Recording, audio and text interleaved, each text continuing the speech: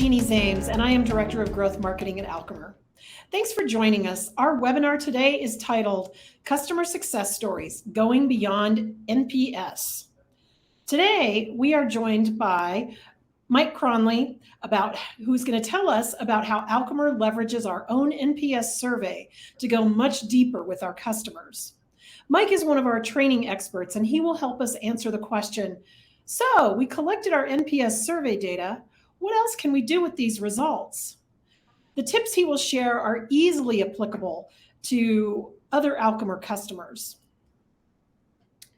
Without further ado, I'm going to turn it over to Mike. And would you mind introducing yourself and telling us a little bit about your role here at Alchemer? Thank you, Jeannie. My name is Mike Cronley. I'm the training specialist and also onboarding analyst at Alchemer. And my background is from customer support, where I worked for 2 years. So I do a lot of training with our customers. So happy to be here for this webinar. Very cool. All right, well, let's jump in. Let's start with our first question. So tell me about what customer challenge we're discussing today, and what was the issue and why was it so important to get it fixed? So the main thing with NPS scores, essentially they are just a number if you're not taking action on that result that you're getting from the survey.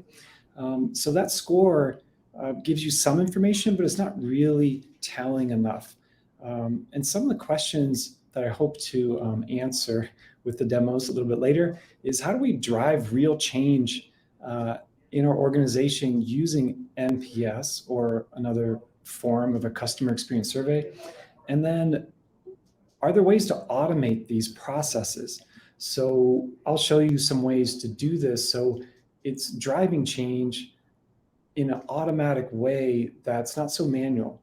So hoping to give you some tips and tricks that might make this a little bit easier for you. Awesome. Well, then I'll let you go ahead and jump in the product. Great. So, so first off, I'll just share my screen here. And I wanted to show just in general a good, having trouble, sorry. There it is, sorry. Just in general, what is some good kind of guidelines for an NPS survey? So the one I wanted to show right off the bat is this demo. And it depends on your goal as an organization and what data that you want.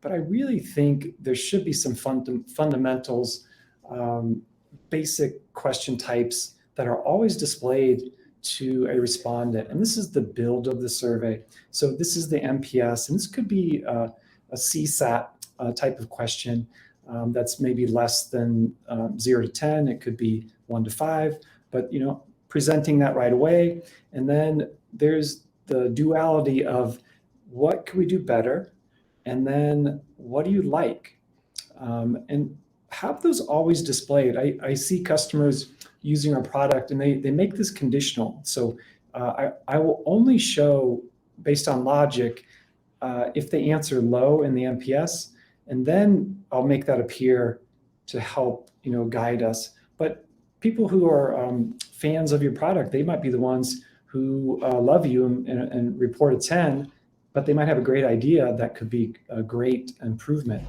And the other one is try to get the contact information.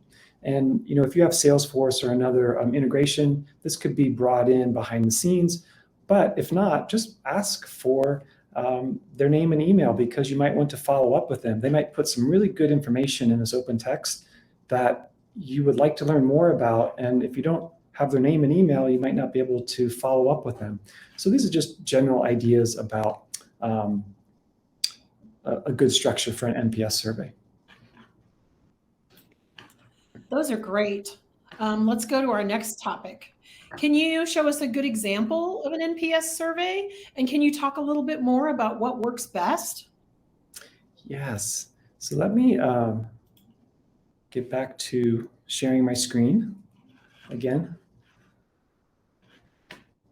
And that same survey that I showed, I want to give you the first tip that I think is really helpful in accomplishing these goals that we mentioned in the beginning. So, so in this survey, this is the build of the survey. And at the very end, there are integrations. So Slack is an integration that's free for all of our customers. And Teams is an additional cost, but they're both accomplishing the same goals of messaging when an NPS survey is completed.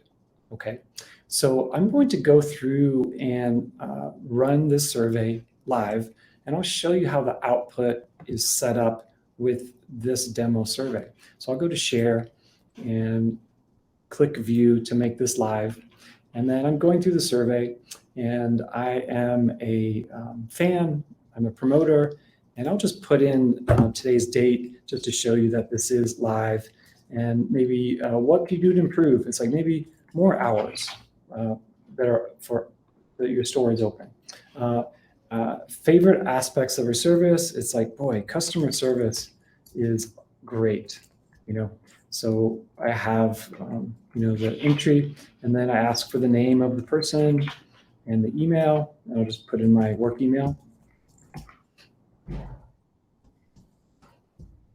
And now when I click submit as the respondent, these actions behind the scenes are being triggered. Okay, so now I'll go to our Slack channel, and this is really what Alchemer does. We have a Slack channel, and we automatically get notified in the main channel. This is my demo channel, but you'll see that through merge codes, when you create this integration, the data is coming through and it's live. And you can follow up right away with this customer if there's an issue or you want to go further with them. And another nice feature is you can put in hyperlinks. So this is the link to the actual report for the whole NPS survey. So you could, as the person monitoring the channel, just to go in to see the overall view.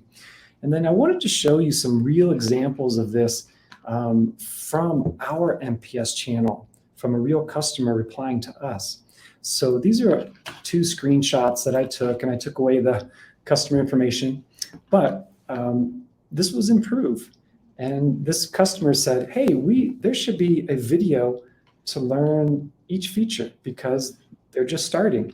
And then Guy in customer support was monitoring this channel, and he's like, yeah, we have that. He just doesn't know that, or she. And then Brittany, our customer success manager, followed up in this string of communication and say, I'll reach out to this customer.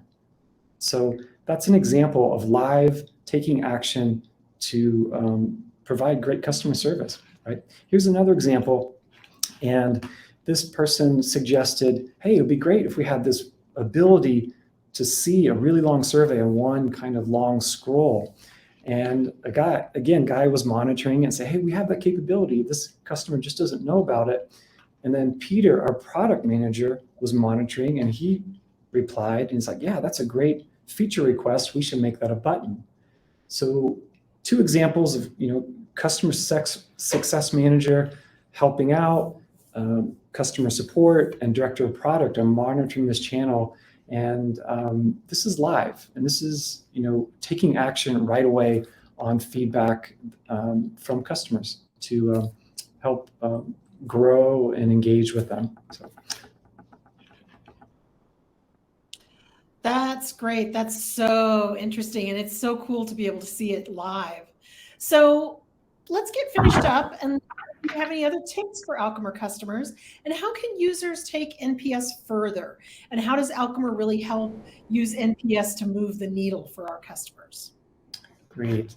Let me show you, I know we're running short on time here, but I want to show there's 2 example builds that I have that I wanted to present and just plant some ideas to potentially automate these engagements with customers from that NPS survey. So one is automatically redirecting a customer to your review site. So same survey, and this is a logic-based display based off of 9 to 10. So if they score high and they're promoters and they love you, then let's ask them this question. Hey, would you be willing to write a review for us? And it's just a request and they can say no. But if they say yes, then on the thank you page, all these text-based messages are being logically displayed depending on how they go. But if they are in agreement, we'll redirect them right away to Alchemer's review site. And that could be your site. So there's no three-step sequence of sending an email, click here, it could be later. It's like, let's do it right now. So they said, yes, let's send them right away to that site so they could take action right away when they're kind of in that zone of giving feedback. Another one that I wanted to show to kind of automate this is you want to talk to your customers, right? And not just take a number. So another one is how to automate that. Same thing, same survey. And at the bottom, there is a kind of a logic-based display. I created this in a way that's kind of randomized. Maybe you don't want this for all your customers, but maybe 20% or 30%. Present this question to them, and it's like, yeah, I would actually like to talk with you guys. I've been a customer for a long time, and the same thing applies as a redirect to a Calendly link right away. So they said, yes, I'd like to talk to you guys, and then they get redirected to the automated scheduling calendar, and they pick a time, and it's 15 minutes. And as the person who's doing this work, you come in and say, hey, I've got 3 customer calls this week, and I can really dig in to learn maybe some potential ways to improve our product or our service. Okay. Very interesting. Our last slide, are there any other suggestions or how else can people use NPS results? I know you've got some additional information about a longitudinal study. Yes, and the theme of the message was, it is just a number, and let's take action on it. But there are some benefits that I wanted to show with that longitudinal report, what I think is great. So I've created this survey, and I put in data through our test tab. I auto-generated a lot of responses. And then if I go to results, I want to see the trend over time with this NPS score, that number, right? So I'm going into the report, and by default, this is a standard report, but we present this NPS score in the 3 buckets of promoters, passive, and detractors. But now I want to see the trend over time, what's happening. So if I go to chart type and click here, over time, longitudinal charts. Mike, I'm going to remind you to share your screen. Oh, I'm so sorry. That's why I'm here. I apologize. Switching back and forth. Let me share.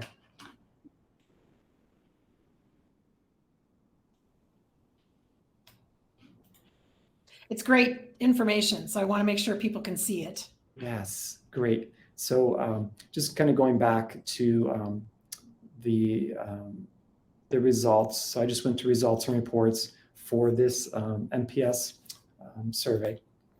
And then the standard report opens up, and this is the NPS results, promoters, passive, and detractors in those 3 buckets. And now I want to see what's going on with our trend over time. So if I go to chart type and I choose line for over time, longitudinal charts, and then the metric, since this is an NPS, we have a built-in feature to display the NPS score. And then I'm choosing the intervals weekly. And this data I entered in the system, so it was very random as far as the score range. So this is why it's a little bit crazy. But for yours, it would be more of a direct kind of line, not so up and down. But the main point is, this is really valuable data to see a trend over time. Did we implement something here at this moment in time that had an impact on our NPS? Did we improve customer service? Did we launch a new product? Yes, we did that at that time. And look, we're seeing the trend improve over time. So I think that's really powerful for an NPS score, not just a moment in time, but how is it trending over time, and correlating what you're doing as an organization to see if it has an impact on your customers. So that's great. Thank you for sharing that. Mike, thank you so much for your time, and thank you so much for joining us today. If you want to learn more, please visit our website and visit www.alchemer.com/professional-services. And again, thanks everybody for joining our webinar today, and I hope you have a good rest of your day.